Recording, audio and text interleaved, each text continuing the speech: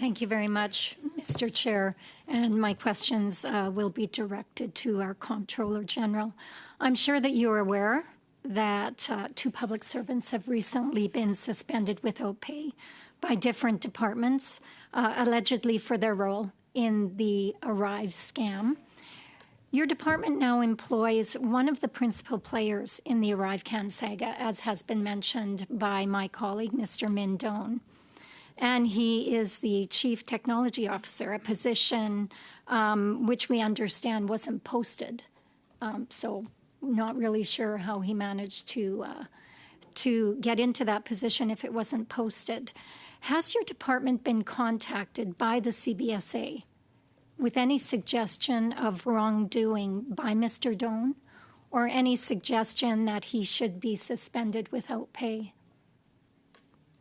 Up to this point, the department has not been contacted with the suspicions of any wrongdoing on the part of Mr. Doan, or that notion that he should be suspended for something at this point. The investigation is still ongoing, but at this point, there was no incriminating findings against Mr. Doan.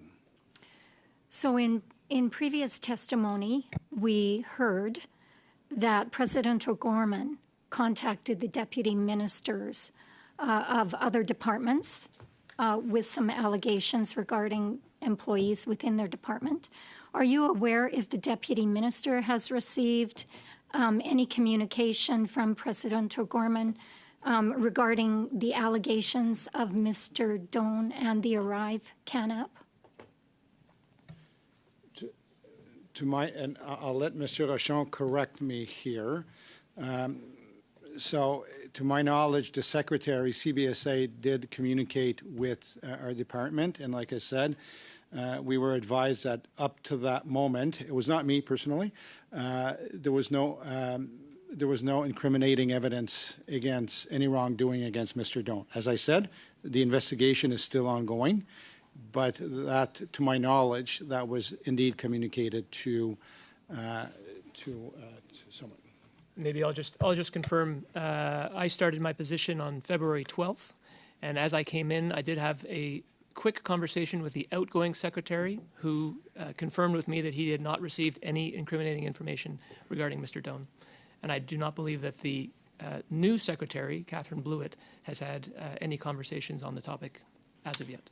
Okay, thank you. What sort of reprisals would an executive level member of the Treasury Board receive if they were found to have deleted thousands of emails related to access to information requests and multiple ongoing investigations? And I know you've already answered a hypothetical question, which I think was based on facts around testimony given at the Government Operations and Estimates Committee. What type of reprisals would be in place for someone who has deleted close to 30,000 emails?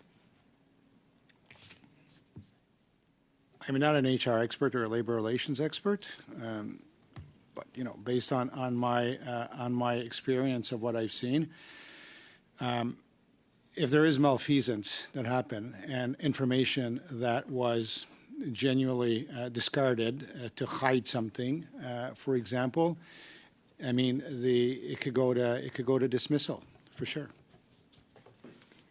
Thank you. Notwithstanding the complexity of procurement, as we've heard today, and the pandemic, which we know is not an excuse for the glaring mismanagement that was identified by the Auditor General, I would have to believe that your hopefulness about what will be found or what will be done, and your comment that individuals should not give you too much crap about what is being found, but give you crap if you don't fix it.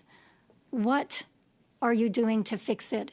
And have you determined a time by which it will be fixed? And how are you monitoring the situation? So I'd just like to clarify, if there's an audit and there's something major that is found, you should take crap for it, honestly. What I meant to say is that audits are instruments that allow us to find weaknesses, and we should respect that, and we should take the measures to deal with it. So the department has a plan. We know of the plan, obviously, it was published. There are some actions that have already been taken.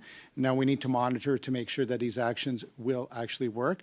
There's also a plan being developed internally at TBS to make sure that we have a good handle as to, is there a larger problem here that we need to deal with? Is there something, like I said, always, although the rules have not been pointed in the audit as a problem, we owe it to ourselves to take a look at. Is there guidance that we need to implement, to do more of? Is there training that we need to do differently to make sure that our people that have these authorities, as I said, when you sign off on something, it comes with an accountability, sadly. So, but our job is to make sure that people have the tools and instruments to be able to discharge in those accountabilities. So we have to make sure to look at our own processes and tools to make sure that we're providing that to the people discharging on their accountability. Thank you very much. Attorney